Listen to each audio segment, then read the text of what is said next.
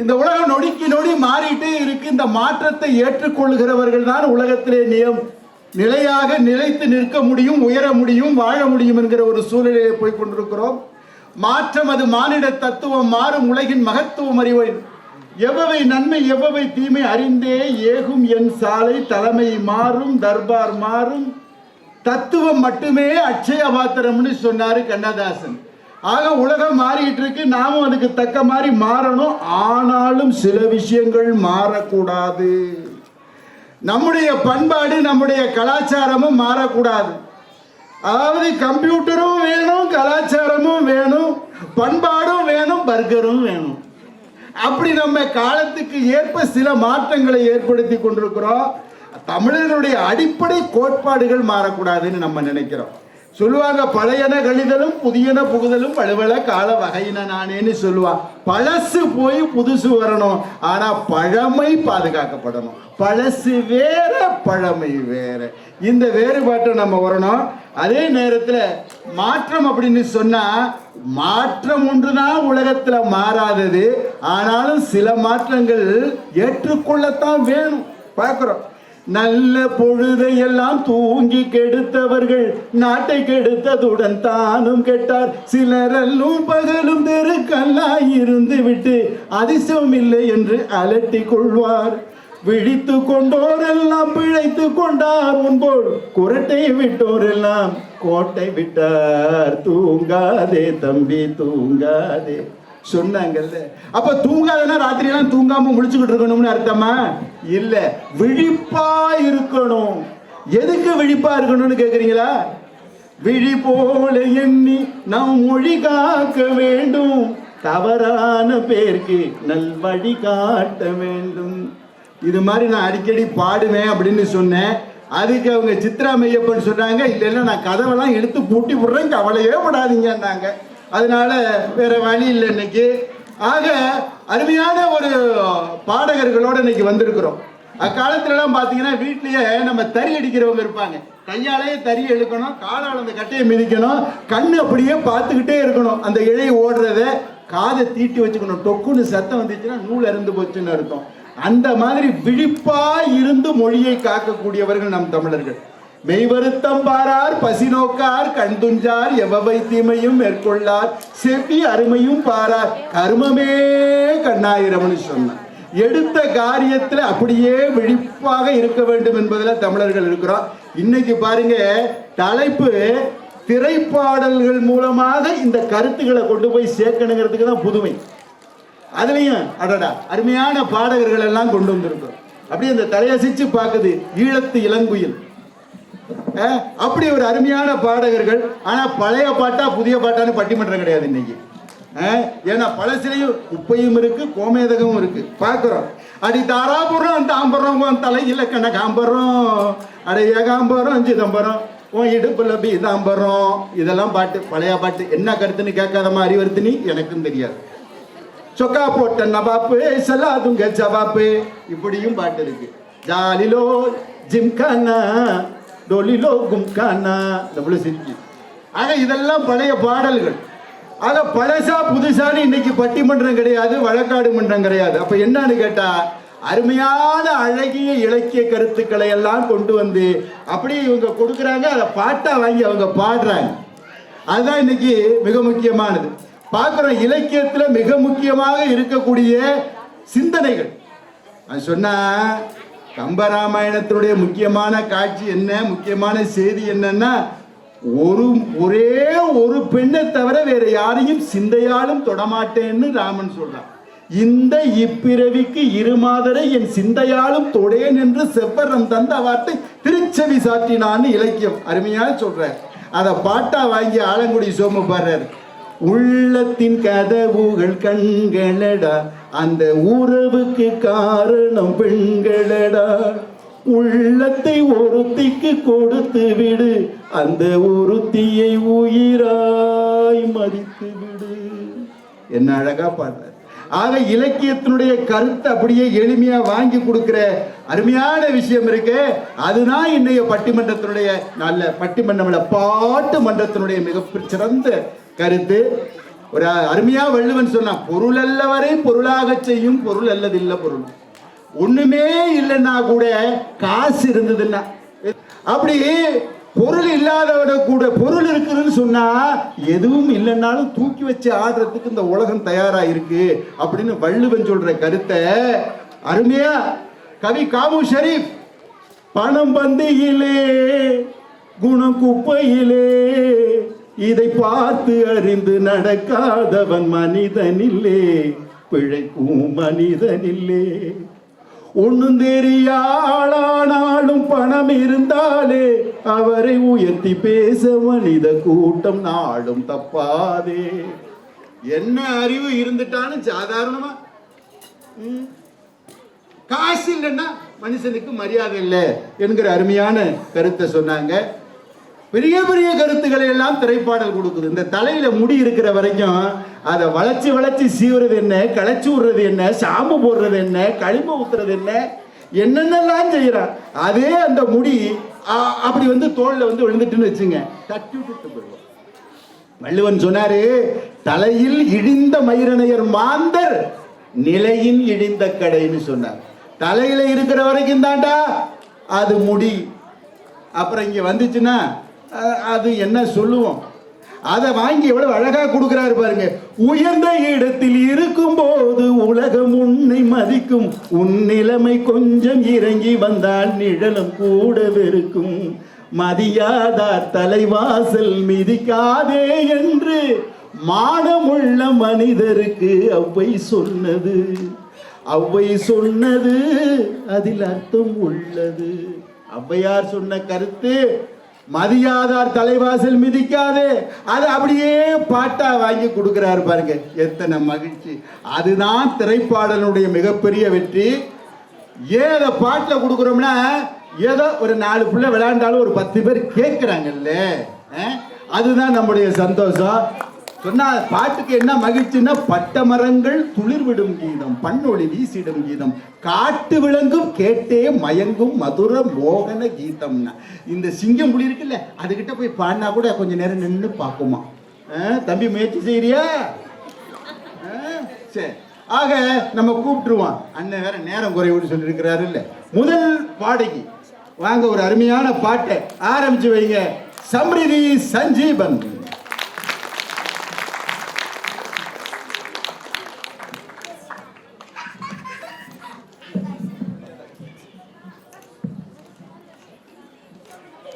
Hello.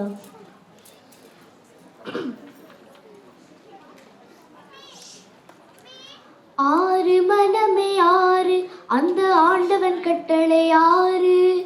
ஆறு மனமே ஆறு, அந்த ஆண்டவன் கட்டளை ஆறு. சேர்ந்து மனிதன் வாழும் வகைக்கு தெய்வத்தின் கட்டளை ஆறு, தெய்வத்தின் கட்டளை ஆறு. ஆறு மனமே ஆறு, அந்த ஆண்டவன் கட்டளை ஆறு. ஒன்றே சொல்வார் ஒன்றே செய்வார், உள்ளத்தில் உள்ளது அமைதி. இன்பத்தில் துன்பம் துன்பத்தில் இன்பம், இறைவன் வகுத்த நியதி. ஒன்றே சொல்வார் ஒன்றே செய்வார், உள்ளத்தில் உள்ளது அமைதி. இன்பத்தில் துன்பம் துன்பத்தில் இன்பம், இறைவன் வகுத்த நியதி. சொல்லுக்கு செய்கை பொன்னாகும், வரும் துன்பத்தில் இன்பம் பத்தாகும். சொல்லுக்கு செய்கை பொன்னாகும், வரும் துன்பத்தில் இன்பம் பத்தாகும். இந்த இரண்டு கட்டளை அறிந்த மனதில் எல்லா நன்மையும் உண்டாகும், எல்லா நன்மையும் உண்டாகும். ஆறு மனமே ஆறு, அந்த ஆண்டவன் கட்டளை ஆறு. ஆறு மனமே ஆறு, அந்த ஆண்டவன் கட்டளை ஆறு. உண்மையை சொல்லி நன்மையை செய்தால் உலகம் உன்னிடம் மயங்கும். நிலை உயரும் போது பணிவு கொண்டால் உயிர்கள் உன்னை வணங்கும். உண்மையை சொல்லி நன்மையை செய்தால் உலகம் உன்னிடம் மயங்கும். நிலை உயரும் போது பணிவு கொண்டால் உயிர்கள் உன்னை வணங்கும். உண்மை என்பது அன்பாகும், பெரும் பணிவு என்பது பண்பாகும்.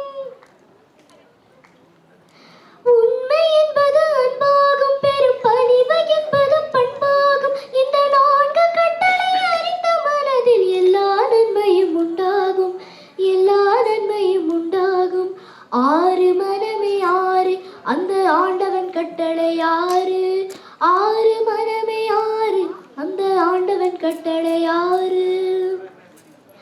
ஆசை கோபம் களவு கொள்பவன் பேச தெரிந்த மிருகம். அன்பு நன்றி கருணை கொண்டவன் மனித வடிவில் தெய்வம். இந்த மிருகம் என்பது கள்ளமனம், உயர் தெய்வம் என்பது பிள்ளை மனம். இந்த ஆறு கட்டளை அறிந்த மனது ஆண்டவன் வாழும் வெள்ளி மனம், ஆண்டவன் வாழும் வெள்ளி மனம்.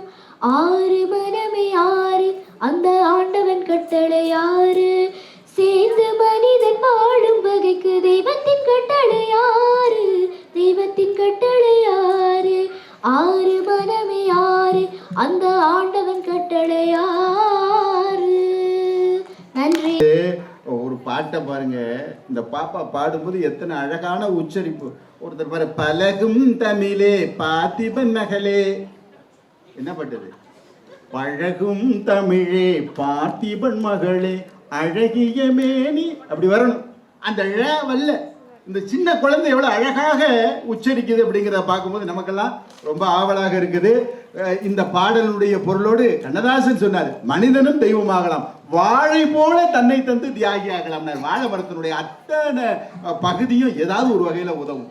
அதே போல மெழுகு போல உருகி ஒளியை கொடுக்கலாம், மெழுகு தன்னை அழித்து கொண்டு பிறருக்கு ஒளி கொடுக்குது அப்படின்னு அந்த மாதிரி அரிய பாடல்களாக ரொம்ப அருமையாக பாடியிருக்கிறாங்க. இப்ப ஹரிவர்தினி வாங்க, பெருமழையில் ஒரு துளியாய் அப்படிங்கிற தலைப்புல ஒரு பாலிடெக்னிக் மாணவி ரொம்ப அழகாக மிக சிறு பிள்ளையிலிருந்து பாடிட்டு இருக்க பேசிட்டு இருக்காங்க. வாங்க.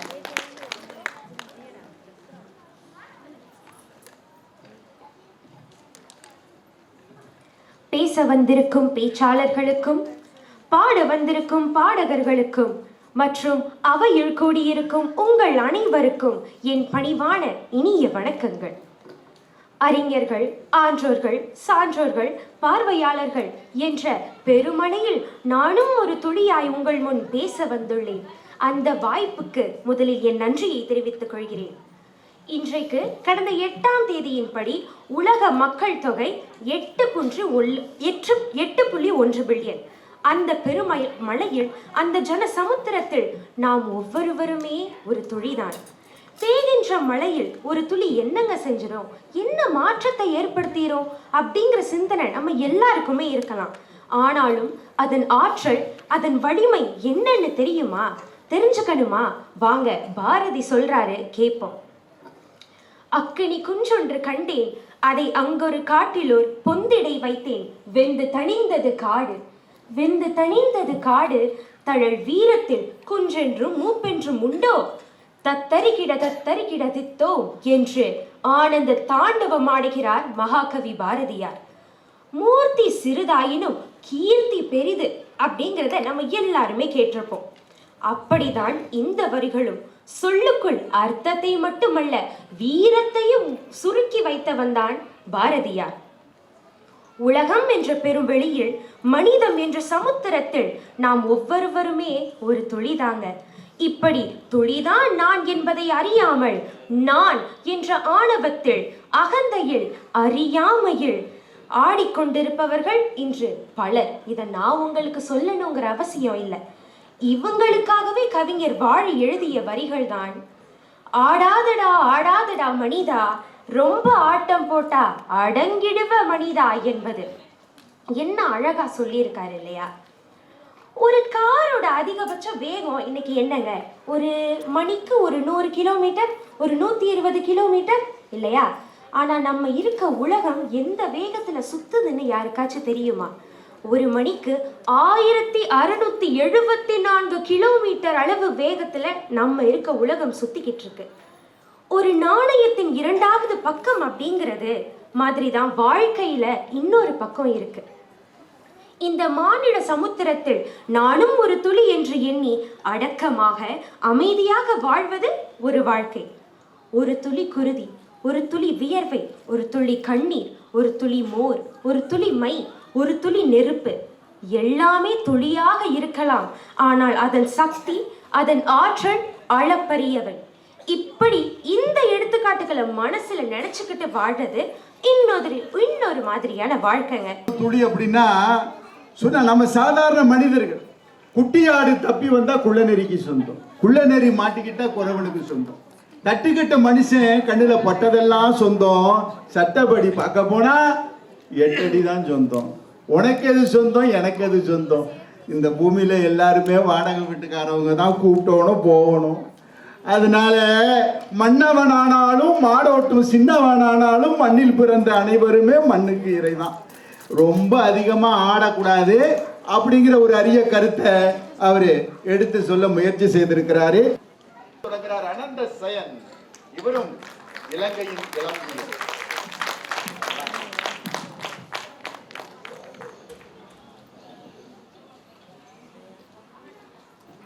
அன்பு மலர்களே நம்பியிருங்களே, நாளை நமதே, இந்த நாளும் நமதே. தர்மம் உலகிலே இருக்கும் வரையிலே, நாளை நமதே, இந்த நாளும் நமதே. தாய் வழி வந்த தங்கங்கள் எல்லாம் ஓர் வழி நின்று நேர் வழி சென்றால் நாளை நமதே. காலங்கள் என்னும் சோலைகள் மலர்ந்து காய்கனியாகும் நமக்கென்ன வளர்ந்து நாளை நமதே, நாளை நமதே, நாளை நமதே. பாசம் என்னும் நூல் வழி வந்த வாசமல கூட்டம் ஆடும் அழகில் அமைவதுதானே வாழ்க்கை பூந்தோட்டம். பாசம் என்னும் நூல் வழி வந்த வாசமலர் கூட்டம் ஆடும் அழகில் அமைவதுதானே வாழ்க்கை பூந்தோட்டம். மூன்று தமிழும் ஓரிடம் நின்று பாட வேண்டும் காவிய சிந்து. மூன்று தமிழும் ஓரிடம் நின்று பாட வேண்டும் காவிய சிந்து. அந்த நாள் நினைவுகள் எந்த நாளும் மாறாது, அந்த நாள் நினைவுகள் இந்த நாளும் மாறாது. நாளை நமதே, நாளை நமதே.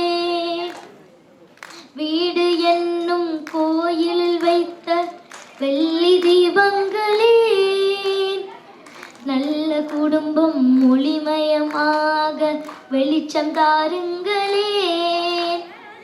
நாடும் வீடும் உங்களை நம்பி நீங்கள் தானே அண்ணன் தம்பி. எதையுமே தாங்கிடும் இதயம் என்றும் மாறாது. நாளை நமதே, நாளை நமதே. தாய் வழி வந்த தங்கங்கள் எல்லாம் ஓர் வழி நின்று நேர் வழி சென்றால் நாளை நமதே. காலங்கள் என்னும் சோலைகள் மலர்ந்து காய்கனியாகும் நமக்கென்ன வளர்ந்து நாளை நமதே, நாளை நமதே, நாளை நமதே. லா லா லா லா லா, லா லா லா லா லா, லா லா லா லா லா, லா லா லா லா லா. நன்றி. எனக்கு மனசுல துள்ளி துள்ளி விளையாட துடிக்குது மனசு. ஆனா முடியாது.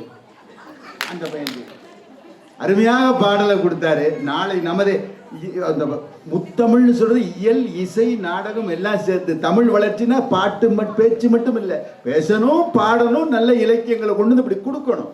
அதுவும் இந்த மாதிரி இளைய தலைமுறை கையிலிருந்து எவ்வளவு அழகு. அடுத்ததாக இதே நாளை நமதே அப்படிங்கிற இந்த தலைப்புல வாங்க முத்துஸ்வேதா டபுள் டிகிரி 2 பட்டதாரி ஒரே நேரத்தில் படிக்கக்கூடிய ஒரு நல்ல வளமான தமிழுக்கு சொந்தக்காரி. கனவுகளின் ஊர்வலம் அப்படின்னு, கனவுகள்ல நமக்கு தெரியும் டே ட்ரீமிங் பாங்க, பகல் கனவுன்னு பேரு. உழைக்காமலே சும்மா கனவு காண்றது. சொப்பனத்துல சோறு தின்னுட்டு எந்திரிச்சு வந்து ஏப்பம் விட முடியுமாம்மா? முடியாது இல்ல. உண்மையான உழைப்பு வேணும். அந்த உழைப்புக்கு பின்னால் இருக்கக்கூடிய கனவுகள் நாளைய கனவு. வாங்க முத்துஸ்வேதா. கீழடியில் பிறந்த தமிழை உலகம் முழுவதும் கொண்டு சேர்த்தது மட்டுமில்லாமல் பல நாடுகளில் ஆட்சி மொழியாகவும் பலரின் உயிர் மொழியாகவும் மகுடம் சூட்டி அழகு பார்த்ததோடு நமது சிங்கப்பூர் மற்றும் அனைத்து உலகுகளிலும் தமிழுக்காக, தமிழின் வளர்ச்சிக்காக அதை தன்னுடைய லட்சிய கனவாக கொண்டிருக்கும் அவையில் உள்ள அனைவருக்கும் எனது நெஞ்சார்ந்த வணக்கம். கனவுகளின் ஊர்வலம்னா என்னங்க? கண்ட கனவை பேக் பண்ணி ஊர்வலமாக எடுத்துகிட்டு போகிறதா? இல்லை கனவுன்னு சொல்லி கண்ணை மூடி பிடிச்ச நாடான சுவிட்சர்லாந்து, ஸ்காட்லாந்துன்னு ஊர்வலம் வரதா? இல்லை, ஒரு மீன்பிடி கிராமமாக இருந்து 1965 சுதந்திரம் பெற்று அசூர வளர்ச்சியில் உலக பணக்கார நாடுகளில் ஒன்றாக மாறி திரு லீ குவான் யூ மற்றும் பல இன மக்களின் லட்சிய கனவா இருந்து உலக வரைபடத்தில் ஒரு முக்கிய புள்ளியா மாறிச்சு நம்ம சிங்கப்பூர். அப்படி நிஜத்தை விட மிக அழுத்தமான உணர்வை கனவோடு பதிக்க வல்லது. அதன் நுட்பம் மற்றும் உணர்வு பூர்வமான காட்சிகள் நம்மளை சாதிக்க தூண்டும். சினிமாவே மிஞ்சுற அளவுக்கு கனவு காண்றது உண்மைதானே? வேற்று உலகத்தை நம்ம கண்ணு முன்னாடி காட்டுற மாதிரி அவதார் படத்தை எடுத்து கலெக்ஷனை அள்ளிட்டு போனாரு ஜேம்ஸ் கேமரான். அதே வரிசையில் கதை எழுத ஒரு நல்ல இடம் கூட இல்லாமல் ஹாரி பாட்டர் அப்படிங்கிற பெஸ்ட் செல்லிங் நாவல் எழுதிய J.R. ரவுலிங் இவங்க எல்லாரும் அவங்களுடைய லட்சிய கனவை தேடி ஓடுனாங்க. அவர்களுடைய பல வருடங்களின் வெற்றி நமக்கு ஒரு முன்மாதிரி. தூங்குற நேரம் அதிகமாயிடுச்சு, கனவெல்லாம் ரிப்பீட் ஆகுது, அது கூட பரவாயில்ல, 2 கனவுக்கு நடுவில் விளம்பரம் வேற வருதே அப்படின்னு வடிவேல் சொல்கிற மாதிரி நம்ம கனவு இது அதுன்னு சொன்னால் பக்கத்தில் இருக்கிறவங்க கூட நம்ப மாட்டாங்க. சாத்தியமே கிடையாது, அதுதான் முதல் வார்த்தையாக வரும். நம்ம லட்சிய கனவை கிடைக்கிறதுக்கு தான் 4 பேர் இருக்காங்களே. ஆனால் நீ எதுவாக விரும்புகிறாயோ அதுவாகவே ஆகிறாய் சொன்னது விவேகானந்தர். நம்ம எல்லாரும் தான் கனவு காண்றோம். ட்ரீம்ஸ் டிராக்மஸ் என்ற ஜெர்மன் வார்த்தையிலிருந்து வந்தது. அதோடைய அர்த்தம் என்னன்னு தெரியுமா உங்களுக்கு? ஏமாற்றுதல், மாயை, மறைமுகம். உங்களுக்கு பிடிச்ச யாரை வேணாலும் கனவு ஊர்வலத்துக்கு கூட்டிகிட்டு போகலாம். வெரைட்டியாக சாப்பிடலாம், இர்ஃபான் மாதிரி. இளையராஜா இசையில் பாடலாம், திரு லாரன்ஸ் வாங்கோட ஆட்சி செய்யலாம், திரு வீரமுத்து சந்திராயனுக்கு நிலவை அனுப்பிச்ச மாதிரி நிலவில் போய் காஃபி குடிக்கலாம், இந்தியன் 2ல் நடிக்கலாம். இதெல்லாம் கேட்கும்போது உங்களுக்கு சிரிப்பு வரலாம். ஆனால் இதுவும் பலருடைய கனவு. சாதனைகளை தாண்டி சோதனை படைக்க கனவு ஊர்வலம் போகலாம். யாரு கேட்கறது? கனவு கண்டு அலறி கத்த அம்மா தலையில் ஒன்று வைக்க கண்டதெல்லாம் கனவா அப்படின்னு ஒரு நிமிஷம் மூச்சு விடுவோம். நல்லதாக இருந்தால் ஓகே, கெட்டதாக இருந்தால் ஐயோ தப்பிச்சோண்டா கனவுன்னு நினைக்கும். இன்றைய இளைய தலைமுறையின் கனவு இப்படித்தான் இருக்கணும்னு எல்லாரும் தீர்மானிக்கலாம். ஆனால் அதை புரட்டி போடும் அளவுக்கு இன்றைய இளைய தலைமுறையின் லட்சிய கனவின் வேகம் முற்றிலும் மாறுபட்டது. கூற மேலே ஏணி போட்டு ஏற நினைக்கும் தலைமுறை இல்லைங்க. வானத்துக்கே ஏணி போட்டு ஏற துடிக்கும் லட்சிய கனவு காணும் இளையர்கள் இன்றைய சமூகம். நான் ஒரு IT படிக்கிற மாணவி. என்னுடைய பெரிய லட்சிய கனவு என்னன்னா, தமிழ் ஒலிக்கும் அனைத்து மேடைகளிலும் என்னுடைய குரலும் ஒலிக்க வேண்டும் என்பது. இப்போ 1% நிறைவேறிருக்கு. ஆனால் ஒரு நாள் 100% நிறைவேறும். இதே மேடை மாதிரி பல மேடைகளை நான் உருவாக்கி என்னுடைய தலைமுறையை பேச நிற்க வைப்பேன். எதை கேட்டாலும் கடவுள் கொடுப்பாரு. எதை நினைச்சாலும் பெருசா நினைன்னு அம்மா சொன்ன மாதிரி ஒரு மாணவனின் கனவு தான் ஒரு நாட்டின் வளர்ச்சி, ஒரு எழுத்தாளரின் கனவு தான் கதையாகிறது, ஒரு கவிஞரின் கனவு தான் காவியமாகிறது, ஒரு விளையாட்டு வீரரின் கனவு தான் உலக அரங்கில் பல பதக்கங்களை குவிக்கிறது. அதனால இன்றைய இளைஞர்கள் தங்களுடைய கனவை நோக்கி ஓடுறதுக்கு அவ்வளோ வெறித்தனமா இருக்காங்க. தடைகளை தாண்டி வெற்றிகளுக்கு பின்னால் இருப்பது நினைவுகளின் கருவறையாக இருக்கும் கனவுகளின் ஊர்வலம். ஒரு குட்டி கதையோட முடிச்சுக்கிறேன். ஒரு பணக்கார இளைஞர் அவரோட விலை உயர்ந்த காரோட நின்றுட்டு இருக்காரு. அதை ஒரு ஏழை சிறுவன் பார்க்குறான். அதை பார்த்து அந்த இளைஞன் கேட்குறாரு. இளைஞன் சொல்றாரு, இந்த காரை என்னுடைய அண்ணா பிறந்தநாள் பரிசாக்காக எனக்கு கொடுத்தாரு அப்படின்னு. அந்த சிறுவன் வியப்படைகிறான். அதை பார்த்த இளைஞன் கேட்குறான், என்ன இந்த மாதிரி காரை நீயும் வாங்கணும்னு கனவு காண்றியா? அந்த இளைஞன் சிறுவன் சொல்றான், இல்லை இல்லை, உன் அண்ணன் மாதிரி வளரணும்னு நான் கனவு காண்றேன். நம்ம லட்சியம் எதை வேண்டுமானாலும் நோக்கி இருக்கலாம், ஆனால் அந்த இடத்தை அடைந்தவுடன் நம்ம நல்ல மனுஷனாக இருக்கணும் அப்படின்னு சொல்லி chase your dreams and also be a good human being அப்படின்னு சொல்லி நம்ம கனவு எவ்வளோ பெருசாக வேணாலும் இருக்கலாம், அதுக்கு தொடக்க புள்ளியாக இருக்கிறது அம்மாக்கள். தாயை விட பெரிய சக்தி இந்த உலகத்தில் வேறு எதுவுமே இல்லை அப்படின்னு சொல்லி அனைத்து அன்னையர்களுக்கும் அன்னையர் தின வாழ்த்துக்கள் கூறி விடைபெறுகிறேன். நன்றி, வணக்கம். சந்தோஷமா லைஃப் இஸ் செலிப்ரேஷன் சொல்றான். வாழ்க்கையை அனுபவிச்சு வாழணும், ஒவ்வொரு துளியும் மகிழ்வுதான் அப்படிங்கிற ஒரு கருத்தை உள்ளடக்கிய பாடலை பத்மா கணேஷ் அவர்கள் பாடுகிறார்கள்.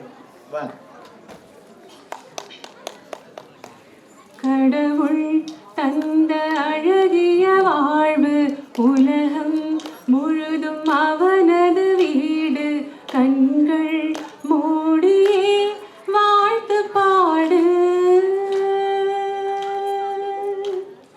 கருணை பொங்கும் உள்ளங்கள் உண்டு, கண்ணீர் துடைக்க கைகளும் உண்டு, இன்னும் வாழணும் 100 ஆண்டு. எதை நாம் இங்கு கொண்டு வந்தோம், எதை நாம் இங்கு கொண்டு செல்வோம், அழகே பூமியின் வாழ்க்கையை அன்பில் வாழ்ந்து விடை பெறுவோம். கடவுள் தந்த அழகிய வாழ்வு உலகம் முழுதும் அவனது வீடு, கண்கள் மூடியே வாழ்த்து பாடு. பூமியில் பூமியில் இன்பங்கள் எங்கும் குறையாது, வாழ்க்கையில் வாழ்க்கையில் எனக்கொன்றும் குறைகள் கிடையாது. எதுவரை வாழ்க்கை அழைக்கிறதோ அதுவரை நாமும் சென்றிடுவோம். விடைபெறும் நேரம் வந்துவிட்டால் சிரிப்பினில் நன்றி சொல்லிடுவோம். பரவசம், இந்த பரவசம் எந்நாளும் நெஞ்சில் தீராமற் இங்கே வாழுமே. கடவுள் தந்த அழகிய வாழ்வு உலகம் முழுதும் அவனது வீடு, கண்கள் மூடியே வாழ்த்து பாடு. நாமெல்லாம் சுவாசிக்க தனித்தனி காற்று கிடையாது, மேகங்கள் மேகங்கள் இடங்களை பார்த்து பொழியாது, கோடையில் இன்று இலையுதிர்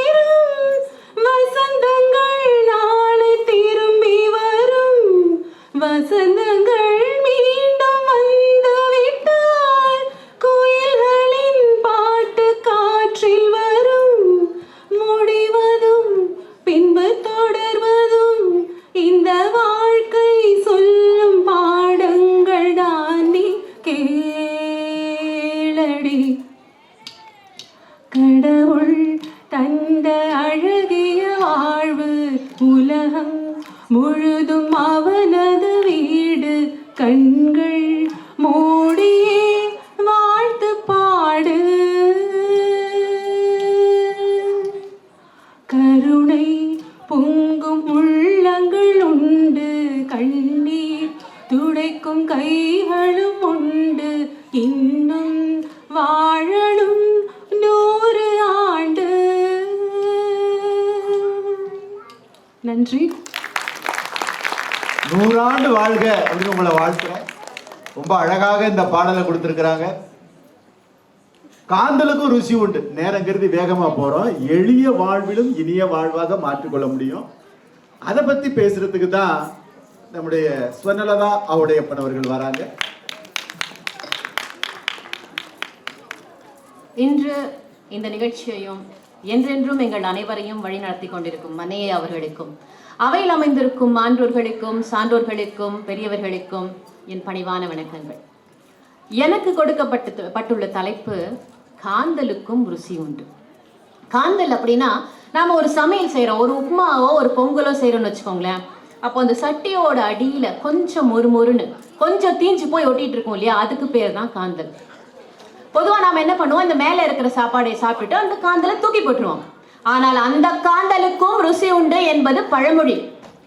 நாம் ஏன் இந்த காந்தலை தூக்கி போடுறோம் அப்படின்னு யோசிச்சப்ப எனக்கு 2 காரணங்கள் தோணுச்சு. ஒன்று, அறியாமை. நாமளே நினச்சிக்கிறது இந்த மேலே இருக்கதான் நல்லா இருக்கும், அடியில் நல்லா இருக்காதுன்னு போட்டுறது. 2வது, நான் சட்டியை சுரண்டி சாப்பிட்றத என் பக்கத்து வீட்டுக்காரன் பார்த்தா என்ன நினைப்பான், ஏத்த வீட்டுக்காரன் பார்த்தா என்ன நினைப்பான், அங்காளி பங்காளியெல்லாம் பார்த்தா சோத்துக்கே வழி இல்லாதவன் நினச்சிட மாட்டான்னு அங்கே பயத்திலே தூக்கி போட்டுருவோம். கரெக்டாக? நான் சின்ன பிள்ளையா இருக்கும்போது எங்கள் வீட்டில் சுண்டைக்கீரைன்னு ஒன்று செய்வாங்க. பெரிய ரெசிபிலாம் ஒன்றும் இல்லை, வீட்டில் புளிக்குழம்பும் கீரையும் வச்சுட்டாங்க, மிஞ்சி போச்சு. தூக்கி போடுற அளவுக்கு நமக்கு அன்றைக்கி வசதி கிடையாது. 4 கரண்டி குழம்பையே தூக்கி போட வசதிலாம் வீட்டில் ஃப்ரிட்ஜ் இருக்குமா? அதுவும் கிடையாது. அப்போ என்ன செய்யறது, ஒரு மண் பாத்திரத்தில் இது 2ஐயும் ஒன்றா போட்டு விறகு அடுப்பு இருக்கும் இல்லையா, அந்த சூட்டில் அந்த காந்தலில் கொண்டு போய் வச்சிருவோம். இரவு முழுக்க அது வற்றி வற்றி வற்றி ஒரு செமி லிக்விட் ஃபார்மில் வரும். அதுக்கு பேர் தான் சுண்டைக்கீரை.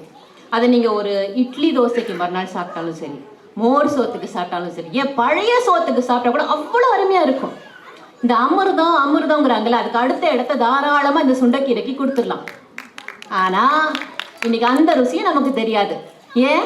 அதே 2 காரணம். 1, அறியாமை, பழசு நல்லா இருக்கான்னு தூக்கி போடுறோம். 2வது, பழசு சாப்பிட்டா பார்க்குறவன் என்னை பற்றி என்ன நினைப்பான், இந்த பார்க்குறவன் என்ன நினைப்பான், கேட்குறவன் என்ன நினைப்பான், நினச்சி நாம் என்ன பண்ணுறோம், நமக்கு ரொம்ப பிடிச்ச பல அழகான விஷயங்களை, பொருட்களை, மனிதர்களை, பழக்க வழக்கங்களை எல்லாமே இந்த காந்தல் மாதிரி ஒதுக்கி வச்சுக்கிட்டே வரோம். ஒன்று சொல்லுங்க, நம்ம எவ்வளோ பெரிய சாதனையாளராக இருந்தாலும், எவ்வளோ பெரிய வெற்றியாளராக இருந்தாலும், நமக்கு வர்ற புகழெல்லாம் மனசார புகழப்பட்டது நினைக்கிறீங்களா? கிடையவே கிடையாது. அதை நல்லா புரிஞ்சதுனால தான் நற்றிணையில் 2000 வருஷத்துக்கு முன்னாடி எழுதுனாங்க, நெடிய மொழிதலும் கடிய ஊறுதலும் செல்வம் அன்று. இங்க பாருப்பா, ஒருத்தன் முகத்துக்கு முன்னாடி வந்து ஆஹா ஓஹோன்னு புகழ்றான்னா அநேகமா அந்த பக்கம் போய் ஆஹாவளி நேரத்தைக்கு வரைக்கும் அவன் வாழ்ந்த வாழ்க்கை எனக்கு தெரியாதாக்கும் அப்படின்னு இகழத்தான் போறான். அதனால அதை நம்பிக்கிட்டு ஆமா நான் பெரிய ஆளு, ஐ எம் பிஸி பர்சன் அப்படின்னு நீ வாழ்ந்தேன்னா உன் வாழ்க்கையே வேஸ்ட் அப்படிங்கிறாங்க. அப்போ எதுதான் நல்ல வாழ்க்கை கேள்வி வருதுல. எது நல்ல வாழ்க்கைனா, இந்த மாதிரி வெளியுலக அழுத்தங்களுக்கு எல்லாம் ஆளாகாமல் நமக்கு பிடிச்ச விஷயங்களை முழுசா அனுபவிச்சு வாழ்ந்துட்டோம்னா அதுதான் சிறந்த வாழ்க்கை. அப்படி ஒரு வாழ்க்கையே தான் நமக்கு முந்தின தலைமுறை வரைக்கும் வாழ்ந்தாங்க. அவங்க தான் இந்த காந்தலுக்கு ருசி உண்டுன்னு கண்டுபிடிச்சவங்க, அவங்க தான் இந்த சுண்டைக்கீரையை கண்டுபிடிச்சவங்க, அவங்க தான் எளிய பொருட்களை வச்சு எப்படி சந்தோஷமா வாழ நமக்கு சொல்லி கொடுத்தாங்க இல்லையா. இன்னைக்கு நம்ம காந்தல் மாதிரியே ஒதுக்கி வைக்கிற, இதுக்கு மேல நமக்கு பயன்படாதுன்னு ஒதுக்கி வைக்கிற பல பொருட்களுடைய ஆயுள் காலத்தை நீட்டித்தவர்கள் நம் பெரியவர்கள்.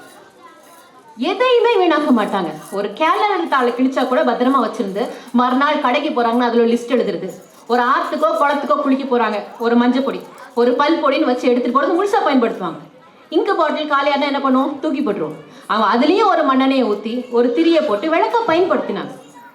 இன்னைக்கு நம்ம பிள்ளைகளுக்கு வந்து நாம சேமிப்புடைய அருமை தெரியணும்னு சொல்லி பல வெள்ளிகள் செலவழிச்சு விதவிதமா உண்டியல் வாங்கி கொடுக்குறோம்.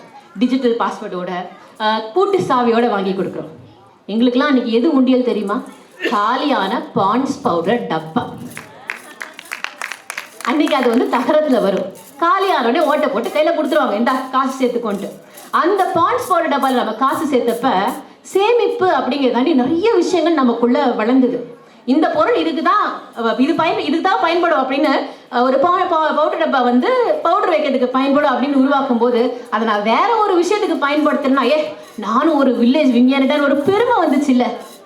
முக்கியமாக பொறுமை வளர்ந்தது, மனக்கட்டுப்பாடு வளர்ந்தது. அந்த பாண்ட்ஸ் பவுடர் டப்பாவுக்கு திறவுகோல் கிடையாது, பூட்டு சாவி கிடையாது, ஒரு தடவை காசு போட்டால் எடுக்க முடியாது.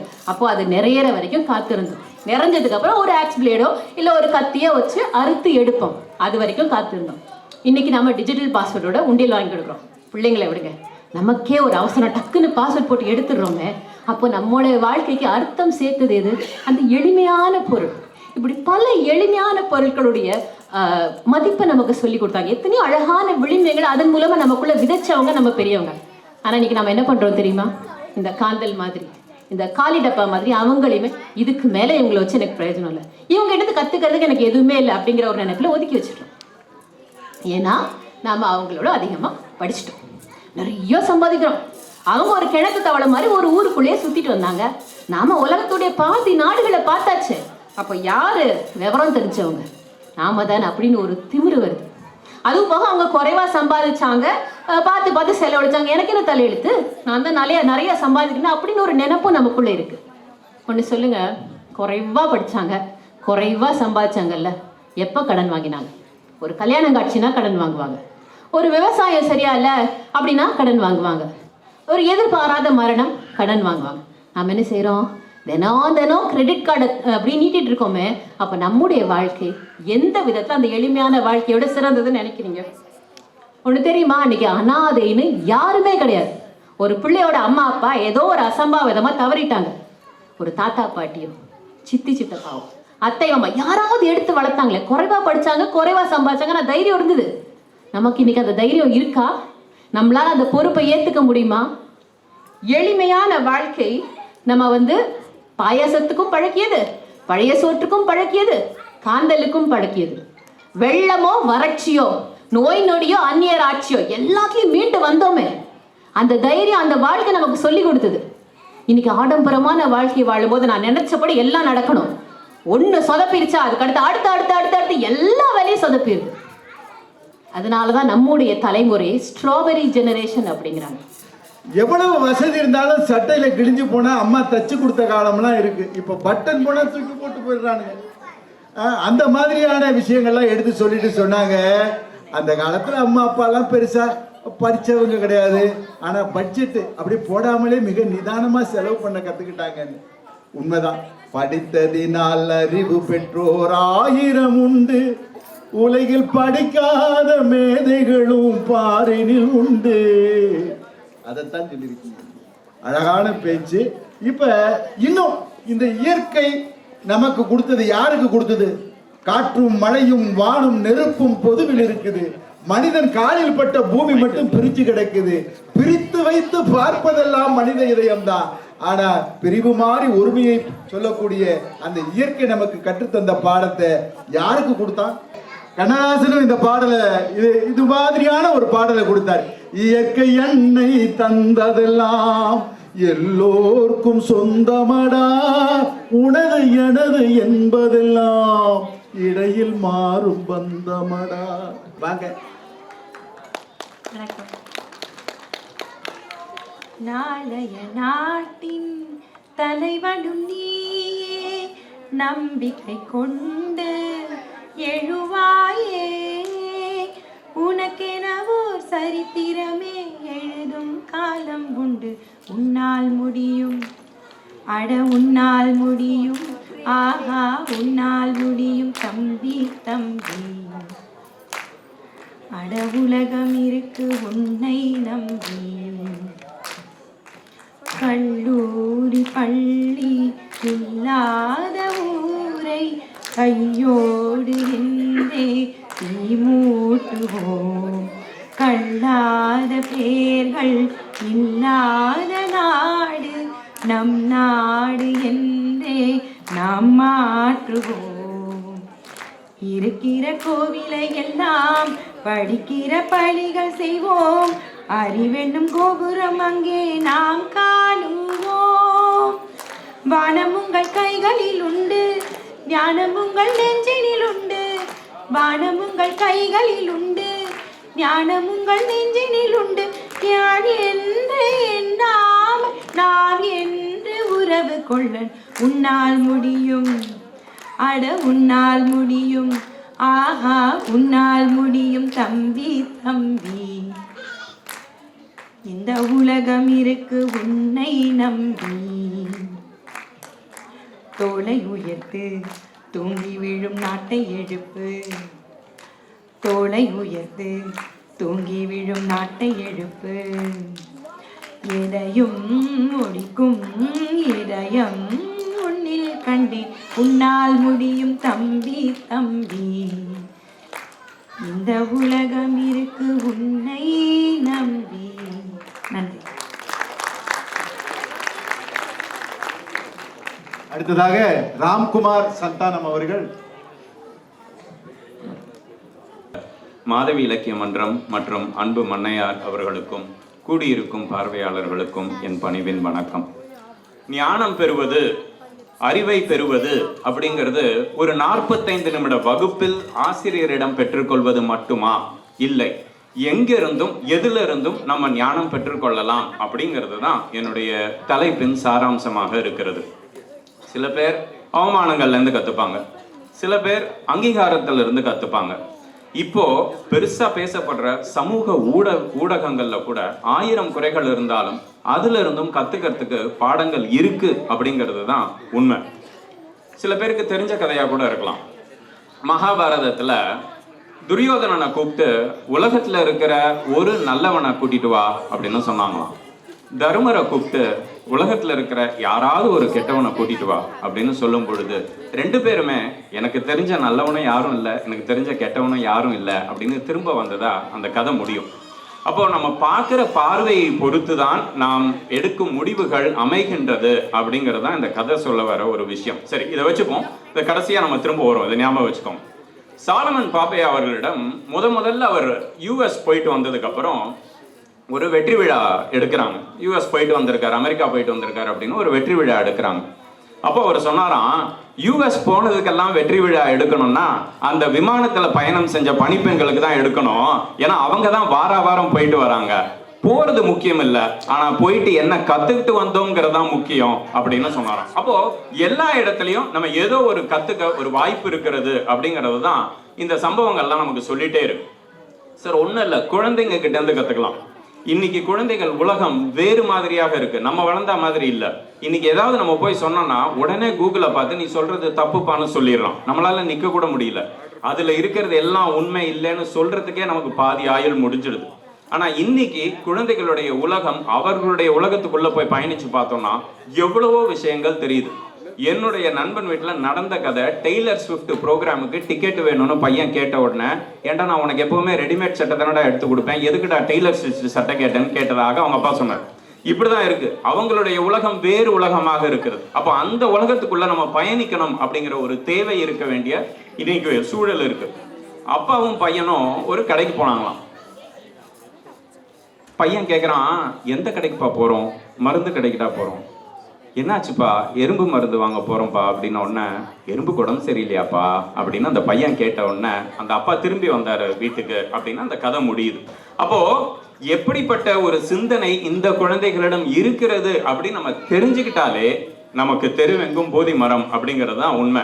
இந்த எறும்பு நம்ம வாசல்ல கோலம் போட்டோம், அது உணவு சாப்பிட்டது அப்படிங்கிறதெல்லாம் நம்ம பண்பாட்டுல நிறைய கதையில நிறைய பேச்சுல கேட்டிருக்கோம். அப்போ அந்த குழந்தைகளுடைய உலகத்திலிருந்து நாம் இன்று கற்றுக்கொள்ளலாம் என்பதுதான் நிதர்சனம். சரி, காதலுக்கு வரும். காதலுக்கும் இலக்கியத்துக்கும் ஒரு ஒத்துமை உண்டு. என்ன தெரியுமா? இந்த 15 வயதில் இலக்கியம் அப்படிங்கிறது மனப்பாட பகுதி, 30 வயதில் இலக்கியம் அப்படிங்கிறது ஒரு படிப்பினை, 60 வயதில் இலக்கியம் அப்படிங்கிறது ஒரு அனுபவம் இல்லையா? இப்போ காதலுக்கு வருவோமே, ஒரு 15-20 வயசுல வர காதல் என்னன்னே புரியாது. என் ஃப்ரெண்டு ஒருத்தன் கவிதை எழுதினான் சார். அவள் கனகாம்பரம் பூ சூடி கொண்டு வரும்பொழுது கல்லூரி முழுக்க மனம் வந்ததுன்னு. இது கவிதையான்னு நீங்க கேட்கலாம், நாங்களும் அவங்ககிட்ட அதை கேட்டோம். ஆனா கனகாம்பரத்துல எப்படிடா மனம் வரும்னா வரும்ன்றான் சார். இதெல்லாம் எப்படி நம்புறது? ரைட், இது விடுங்க. 30 வயதுல வரக்கூடிய காதல், இந்த கல்யாணம் முடிஞ்சு அப்படி ஒரு 30-40 வயதுல இருக்கும், ஆனா இருக்காது. தண்டவாளத்துல அந்த ரெண்டு அப்படியே ஒன்னா சேரவும் சேராது, பிரியவும் பிரியாது. அப்படி போகக்கூடிய அந்த வாழ்க்கை முறை, அந்த அந்த பருவம். ஆனா உண்மையான காதல் எப்போ வருது சார்? எப்போ நம்ம புரிஞ்சுக்கிறோம்? அந்த ஒரு 65 வயது பாட்டிய, தாத்தாவை அப்படி, அந்த ஒரு 60 வயசு பாட்டி அந்த டிராஃபிக் லைட்ல அப்படி கையை பிடிச்சி நம்ம கூட்டிட்டு போறத பாக்குறோம்ல. அதே மாதிரி ஒரு 70 வயது அந்த பாட்டியை வந்து அவங்க கையை பிடிச்சி அப்படி அந்த ஹாஸ்பிட்டல் அந்த தாத்தா கூப்பிட்டு வர அந்த அன்பு, அந்த பாசம், அதைத்தான் கண்ணதாசன் தன்னுடைய பாடல்ல ரொம்ப அழகா சொன்னாரு. இளமையிலே காதல் வரும், எதுவரையில் கூட வரும், முழுமை பெற்ற காதல் என்றால் முதுமை வரை ஓடி வரும். அருமை, சொல்லு. நன்றி. என்னுடைய 20 வினாடி போயிடுச்சு. ஒரு ஒரு சின்ன கதை. ஒருத்தன் என்ன பண்ணியிருக்கான், ஒரு அரசவையில போயிட்டு நான் கண்டுபிடிக்க முடியாத ஒரு தீவை நான் கண்டுபிடிக்க போறேன் அப்படின்னு ராஜா கிட்ட சொல்லியிருக்கான். அப்படிலாம் ஒண்ணுமே கிடையாது, எல்லா இடத்துலயும் என் கொடியை நட்டுட்டேன், நீ அந்த மாதிரி கண்டே பிடிக்க முடியாது. இல்ல இல்ல நான் கண்டுபிடிப்பேன், எனக்கு ஒரு படகு கொடுங்க அப்படின்னு கேட்ட உடனே அந்த அரசவையில இருந்த இன்னொரு பொண்ணு நானும் அவரோட போய் கண்டுபிடிக்கணும் அப்படின்னு 2 பேரும் பயணம் பண்றாங்க. படகு கொடுத்துட்டாரு. படகுல போகும்போது ஒவ்வொரு இடமா போறாங்க. எல்லா இடமும் தெரிஞ்ச இடமா இருக்கு, எல்லா இடமும் பார்த்த இடமாவே இருக்கு. ரொம்ப தூரம் போய் போய் போய் ஒரு விஷயம் கண்டுபிடிக்கிறாங்க 2 பேரும். என்ன தெரியுமா கண்டுபிடிக்கிறாங்க? இதுவரை கண்டுபிடிக்க முடியாத தீவு என்பது என்னுடன் பயணித்த அந்த பெண் அப்படின்னு அந்த ஆணும், இதுவரை கண்டுபிடிக்க முடியாத தீவு என்னுடன் பயணித்த அந்த ஆண் அப்படின்னு அந்த பெண்ணும் கண்டுபிடிப்பதாக அந்த கதை முடிகிறது. நீங்க யோசிச்சு பாருங்களேன், இன்னைக்கு நம்ம எல்லாரோடையும் நம்ம பயணிக்கிறோம் சார், ஆனா எல்லாரையும் புரிஞ்சுக்கிட்டோமான்ற ஒரு கேள்வி இருக்குல்ல. அந்த புரிஞ்சுக்கிற இடத்துலதான் தெருவெங்கும் போதி மரம்னு. தன்னை விட 8 மடங்கு பெரிய பாரத்தை சுமக்கக்கூடிய ஆற்றல் வாய்ந்தது எறும்பு. அந்த எறும்பினுடைய அதுக்கும் கருணை காட்டணுங்கிற ஒரு அரிய விஷயத்தை சொல்லியிருக்கிறாரு. யாருகிட்ட இருந்து கத்துக்கலாம் அப்படின்னு கேட்டா ரொம்ப அருமையா வாலி ஒரு பாட்டுல சொல்வார். கோழியை பாரு காலையில் விழிக்கும், குருவியை பாரு சோம்பலை பழிக்கும், காக்கைய பாரு கூடி பிழைக்கும், நம்மையும் பாரு நாடே சிரிக்கும். எத்தனை பெரிய மனிதனுக்கு எத்தனை சிறிய மனம் இருக்கு, எத்தனை சிறிய பறவைக்கு எத்தனை பெரிய அறிவு இருக்கு அப்படின்னு. அது மாதிரி இப்ப நிறைவாக கற்பகம் விஸ்வநாதன் அவர்கள் ஒரு பாடலை பாடி நிறைவு செய்றாங்க. வாங்க. பார்க்க தெரிந்தால் பாதை தெரியும், பார்த்து நடந்தால் பயணம் தெரியும். பார்க்க தெரிந்தால் பாதை தெரியும், பார்த்து நடந்தால் பயணம் தொடரும். பயணம் தொடர்ந்தால் கதவு திறக்கும், கதவு திறந்தால் காட்சி கிடைக்கும். காட்சி கிடைத்தால் கவலை தீரும், கவலை தீர்ந்தால் வாழலாம்.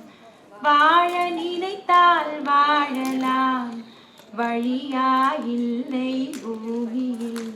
ஏன் இந்த மாதிரியான புதிய புதிய நிகழ்ச்சிகள் அப்படின்னு சொன்னா, கலைகள் புதுமையாக சலிப்பு தட்டாமல் ஏதேனும் புதிய முயற்சி எடுக்கணும் அப்படிங்கிற நம்ம ஆர்வம். அதுக்கெல்லாம் மரியாதைக்குரிய தமிழஞ்சர் டாக்டர் NRG அவர்கள் தான் எங்களுக்கு அடிப்படை. நிறைய அது மாதிரி கடந்த ஆண்டு லாவணி மாதிரியான நிகழ்ச்சிகளை எல்லாம் கொடுத்துருக்குறோம். ஏன் இந்த மாதிரி தன்முனைப்பு கருத்துக்கள் தேவை அப்படின்னு கேட்டிங்கன்னா, சிங்கமோ புலியோ கரடியோ இதெல்லாம் தற்கொலை பண்ணிக்கிட்டு பார்த்தது கிடையாது. வாழ்க்கையை வெறுத்து ஓரமாக உட்காந்து மன உளைச்சல்னு அழுது பார்த்தது கிடையாது. ஆனால் மனுஷன் செய்வான். என்னுடைய எத்தனையோ நண்பர்கள் மன வெறுத்து போய் ஆற்றுலையோ குளத்துலையோ ஒரு முளை கைத்துலையோ தான் உயிரை நீத்துக்கிட்ட காட்சியெல்லாம் நான் பார்த்து வேதனைப்பட்டவன். அப்படிப்பட்ட நேரத்தில் வாழ நினைச்சா வாழலாம் அப்படின்னு சொல்கிற இந்த பாடல், இந்த மாதிரியான உரைகள் இதையெல்லாம் கேட்கும்போது நமக்கு ஒரு உற்சாகம் பிறக்கும்ல. அது மாதிரி அழகிய நிகழ்ச்சி நான் பார்க்குறேன். இந்த முடிக்கும்போது எனக்கு கண்ணதாசன் ஒரு ஆதங்கமாக ஒரு பாடல் சொல்லுவார். என்ன அப்படின்னு கேட்டால், மனிதன் எல்லாம் தெரிந்து கொண்டான், வாழும் வகை புரிந்து கொண்டான், இருந்த போதும் மனிதனுக்கு ஒன்று மட்டும் தெரியவில்லைன்னார். என்ன இந்த மனிதனுக்கு எல்லாம் தெரிஞ்சிட்டு இது மட்டும் தெரியலையே, என்னவா இருக்கும் நான் சொல்லலை. அவரு அடுத்து சொல்றாரு, கொல்லும் பாம்பின் கொடும் விஷத்தை சொல்லில் கொடுக்க தெரிந்து கொண்டான். அப்படியே சொல்லும் போதே நாக்க புடுங்கின மாதிரி கேட்டு விட்டுட்டேன்பான். அடப்பாவி, அது ஒரு பெரிய மகிழ்ச்சியான விஷயமா? நாக்க புடுங்கின மாதிரி கேட்கறது. கொல்லும் பாம்பின் கொடும் விஷத்தை சொல்லில் கொடுக்க தெரிந்து விட்டான். பறவைகள் போல வானத்திலே பறந்து தெரிய கற்றுக்கொண்டான். ஆனால் ஒன்று மட்டும் தெரியவில்லை. இப்படி சொல்லிட்டு கடைசியா வந்து என்னதையா சொல்றீங்கன்னா அந்த ஒண்ணு என்னன்னு கேட்டா, மனிதனாக வாழ மட்டும் மனிதனுக்கு தெரியவில்லை. ஓ, அவ்வளவுதான். அந்த இலக்கியங்கள் தான் நம்முடைய தமிழ் இலக்கியங்கள் எப்படி வாழ்வது, வாழ்க்கையை செம்மையாக இருப்பது எப்படி என்பதை கற்றுத் தருகின்றன. அந்த அரிய செய்திகளை எல்லாம் பாட்டோடும் பொருளோடும் கொண்டு வந்து இங்கே கொடுத்திருக்கிறாங்க. இன்னைக்கு அத்தனை பேருக்கும் நெஞ்சம் நிறைந்த வாழ்த்தினையும் வணக்கத்தினையும் தெரிவித்து நிறைவு செய்கிறேன். நன்றி, வணக்கம்.